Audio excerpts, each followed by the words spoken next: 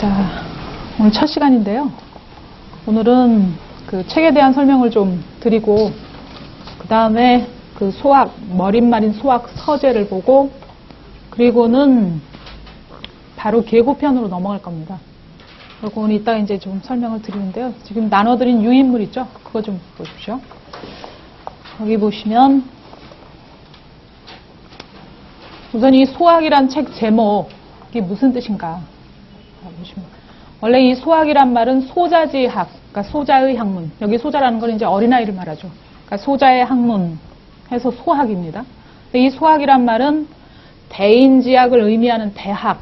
우리가 왜 그 대학 중용할 때 그 대학입니다. 그러니까 대학이란 말하고 대칭되어서 쓰이는데, 얘기란 책의 왕제편을 보면 거기에 이런 내용이 있습니다.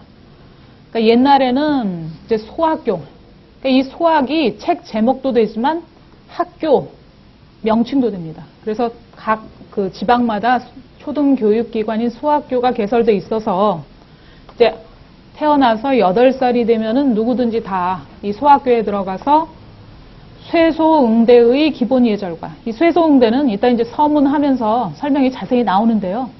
물 뿌리고 쓸고, 여기 이 쇠소란 말은 지금식으로 말하면 이제 소재한단 말이죠.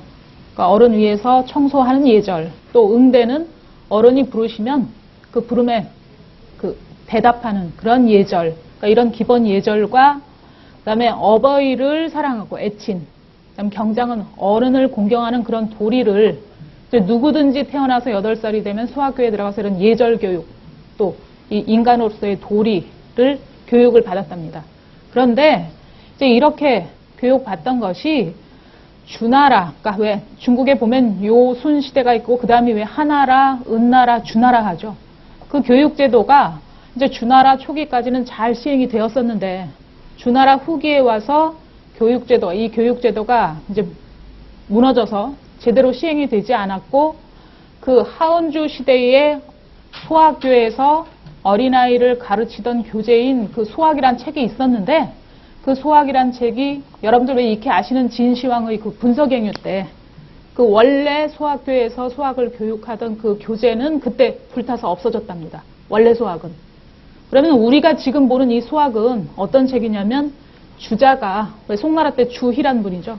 그 주자가 이제 이 하은주 시대 때의 그 교육을 재현시킬 목적으로 다시 만든 책입니다. 그러니까 원래 소학책은 없고, 이건 이제 주자가 만든 소학이죠. 자, 그러니까 그 소학이란 명칭은 소학이란 책 제목도 되고, 소학교 하는 학교, 교육기관도 되고, 이제 요즘은 문자학, 자학을 일러서 소학이라고도 합니다. 이제 그런 몇 가지 뜻이 있습니다. 그리고 이제 그럼 이 소학이란 책은 지금 방금 말씀드렸다시피 주자가 만든 것이라고 했는데, 사실은 주자가 처음부터 끝까지 다 한 것이 아니라, 그 두 번째 이제 편자를 보시면 거기 설명을 해놨죠. 그러니까 이 주자가 편찬한 것이라고 하는데, 사실은 그 제자인 유자징이라는 제자가 있습니다. 주자의 그 제자 중에 그 유자징이 주자의 지시를 받아서 그래서 편찬한 이제 책입니다. 그러니까 초고는 제자인 유자징이 만들었고, 원래 이 유자징이라는 사람은 자징은 자고요. 이름은 청지입니다. 맑을 청자, 갈지자. 그러니까 유청지가 이제 주자의 명을 받아서 이제 초고를 만들고, 그 초고를 이제 주자한테 바쳤겠죠. 그래서 그 주자가 그걸 보고 넣을 건 넣고 뺄 건 빼고 그 다음에 그 앞에 지금 이 소학 첫마리에 보면은 소학 서제라는 게 있고 소학 제사가 있습니다. 그 서제하고 제사는 주자가 붙인 서문입니다. 거기를 잠깐 읽어볼까요? 그 둘째 줄 보시면요. 유자징은 임한 사람으로 이름이 청지이다. 그 주자의 문집에 보면 유자징에게 보낸 편지가 있는데, 그 편지에 보면은 이 소학의 편찬을 독촉한 그런 내용이 보입니다. 이제 그거 보면 그 증거가 되는 거죠. 그래서 이 독촉한 편지를 보낸 것이 그 송나라 효종이라는 임금이 있는데, 효종의 연호가 순입니다. 그 순이 10년경이고, 그래서 2년 뒤인 순이 12년에 그 유자징이, 유청지가 소학 초고를 완성을 해서 이제 주자에게 보냅니다. 그래서 그걸 받고 주자가 그 초고를 가지고 이제 다시는 자기 뜻대로 배열도 바꾸고 순서도 바꾸고 또 거기다가 소학 서제, 소학 제사 이 머릿말을 붙이고 그 다음에 이제 그 시나 부 같은 것도 초고에는 실려 있었는데 그걸 이제 빼버리고요. 삭제하고 거기다가 옛날 사료들 중에서 역사 자료 중에서 어린아이들을 가르치기에 적합하다고 생각되는 내용들을 다시 더 추려서 첨가하기도 하고 해서 이제 많이 보완을 하고 수정을 해서 완성된 것이 그 완성된 해가 효종, 그러니까 송나라 효종 순이 14년. 그 소학 머릿말에 보면 이 연도가 나옵니다. 그러니까 순이 14년에 이 소학을 완성했다 하고요. 그러니까 완성된 게 순이 14년이고 그 당시 주자 나이가 58세였습니다. 그리고 이제 그러니까 책 제목은 이런 뜻이고 이제 이 엮은 사람은 이제 주자가 이 제자인 유청재하고 같이 이제 만든 것이고 그다음에 소학의 내용은 대체로 이제 간추려서 써놨는데요. 소학은 크게 내편하고 외편으로 나눠집니다. 내편, 외편 둘로 나누어지는데 내편은 다시 입교편, 이건 가르침을 세우다 해서 교육 원칙을 확립하다 하는 뜻입니다. 이를테면 입교편. 그 다음은 명륜편이라고 해서 윤리를 밝힌다. 그러니까 오륜이 이제 오륜 내용이 자세하게 나오고요. 그 다음은 경신. 이건 몸가짐을 공경하다 하는 경신편. 근데 요 입교편, 명륜편, 경신편 요 세 편이 이 소학의 기본 강령입니다. 골자는 요 세 편입니다. 입교, 명륜, 경신 요 세 편이 골자가 되고 네 편, 그러니까 안내자 네 편, 네 4편 중에서 요 앞에 입교, 명륜, 경신이 기본 강령, 원칙에 해당이 되고 그 다음에 이 네 편의 마지막 편이 계고라는 편인데요. 계고는 이 계자는 왜 상고하다, 살펴보다 하는 뜻이고 고는 옛고자죠.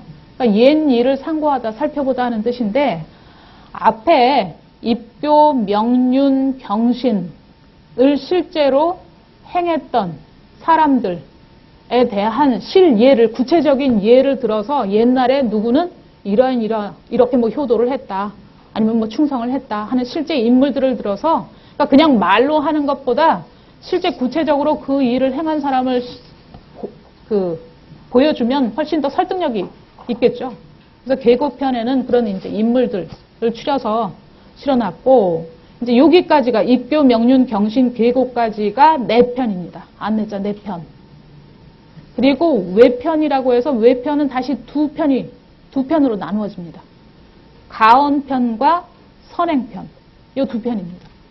가언은 말 그대로 아름다운 말씀, 선행은 훌륭한 행실 하는 뜻인데 그러면 앞에 계고편이나 별 차이가 없는 듯합니다. 오히려 계고편은 내 편에 들어갈 게 아니라 외편에 들어가야 할 것 같은데 왜 그러면 구분을 해서 계고편은 앞에다가 내 편에다 붙였냐면 시대가 다릅니다. 계고편에 실려있는 인물들, 선현들은 주로 요순시대, 하, 상, 주 때까지의 선철들, 선현들을 그 훌륭한 행실을 뽑아서 수록해놨고요. 뒤의 가언편과 선행편은 그 이후, 그러니까 한나라 이후 당나라, 송나라 때의 인물들을 주로 많이 추려서 뽑아놨습니다. 그래서 그 계고편은 사실은 성격상으로 보면 가언이나 선행편하고 별 차이가 없을 듯한데 이제 그 시대가 다르기 때문에 그래서 이제 그 네 편에다가 떼놨습니다. 그리고 그 밑은 이제 그 간략간략하게 설명을 해놨는데요. 그건 뭐 나중에 읽어보시든지 하고요. 그 다음에 이 소학이 우리나라에 전래된 건 어떻게 전래되었느냐. 이거 우리나라 책이 아니죠. 주자는 그 송나라 사람이라고 했죠. 그러니까 이 주자의 이제 소학이 우리나라에 전래된 건 이때쯤이라고 합니다. 그러니까 편찬되기는 아까 왜 그 효종 순이 14년에 편찬이 되었고 거기 보시면 1278년 안향이 고려 그 충렬왕을 따라서 원나라에 갔다가 귀국할 때 주자 전서를 가져왔는데 그때 그 주자 전서 속에 소학이 들어있어서 이제 그때 우리나라에 전래가 되었답니다. 고려 때. 그리고 그 뒤로 이제 왜 조선시대 들어와서는 주자학을 신봉하죠. 그래서 이 주자가 만든 책이니 소학은 당연히 이제 그 존중이 되어서 그 뒤로 널리 보급이 되고 또 선비 집안에서는 누구든지 그 8, 9세가 되면은 이 수학책을 반드시 필독서로 읽었답니다. 그래서 아주 육아의 기본 경전으로 이제 그 존중이 되었고요.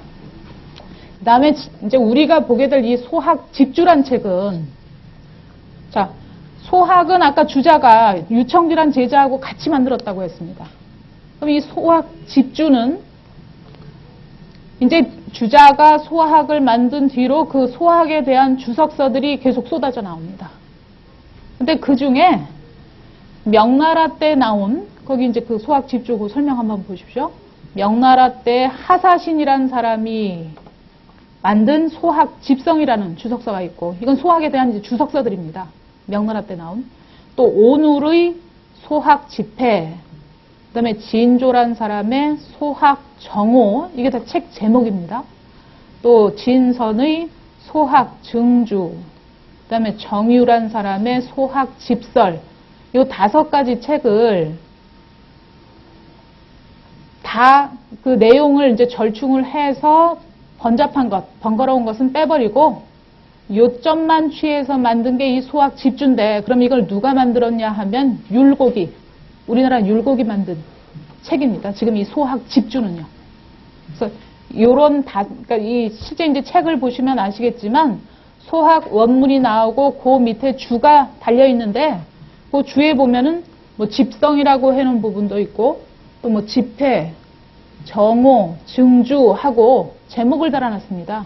그러니까 그건 율곡이 이 소학 집주를 만드시면서 요 명나라 때 나온 주석서들인 이 책들을 요점을 뽑아서 여기다 이제 수록을 해놓은 거란 말이죠. 그리고 그 설명으로 미진할 경우에는 율곡이 직접 주를 달기도 했습니다.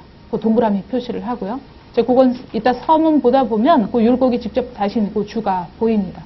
그러니까 요런, 그러니까 이 소학 집주는 율곡이 만든 책이고, 그래서 우리나라에서 특별히 더 많이 이제 유행이 됐습니다. 이 책은.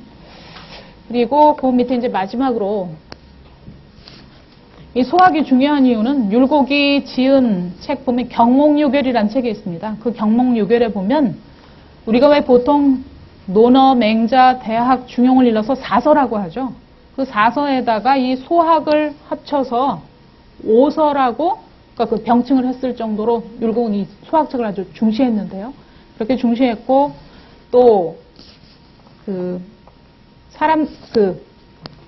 이 소학으로 이제 이를테면 기초를 닦은 그 학자들이 이를테면 신문이나 무슨 글을 지을 적에 이 소학에서 나온 내용들을 인용하는 경우가 많습니다. 근데 이 소학이라는 책에 실려있는 내용은 사실은 소학이 출전이 아니라 다른 여러 경서, 뭐 얘기나 아니면 뭐 옛날 역사책이나 여러 경전들에서 뽑은 내용들인데 여기다 이제 이렇게 쭉 모아놓은 것이죠. 그래서 원래 출전이 있음에도 불구하고 원전보다 뭐 얘기면 얘기, 아니면 뭐 그 역사책이면 그 역사책에서 원전에서 먼저 보는 게 아니라 이 소학책에서 먼저 봤기 때문에, 그래서 여러 사료들을, 여러 그 학설들을 여기 모아놨기 때문에 이걸 가지고 이제 응용을 해서 여기 그 실려 있는 내용들을 많이 원용해서 쓰기도 했습니다. 그래서 우리가 지금 이제 이 소학을 공부할 때도요, 사실은 순서대로 하자면 이제 입교, 명륜, 병신, 아까 그게 기본 강령이 되고 기본 골자가 되는 내용이라서 그걸 먼저 봐야 하지만 내용이 좀 까다롭기도 하고 지루하기도 합니다. 그래서 이번에 강의하면서는 계고편부터 끝까지 보고 그 다음에 다시 이제 앞으로 돌아오려고 합니다. 그러니까 우선 좀 재밌는 이야기들에 해당되는 그 부분을 먼저 보시고요. 그래서 좀 그 흥미를 가지시고 그 다음에 하는 게 나을 것 같습니다. 왜 그러냐면 명륜편 내용이 격자도 많이 나올 뿐더러요, 어려운 글자가 무척 많고 내용이 좀 까다롭습니다. 그래서 뭐 어차피 그 각 편으로 나누어져 있으니까 별 상관이 없을 듯 해서요, 뒤부터 보고 앞으로 갈 겁니다.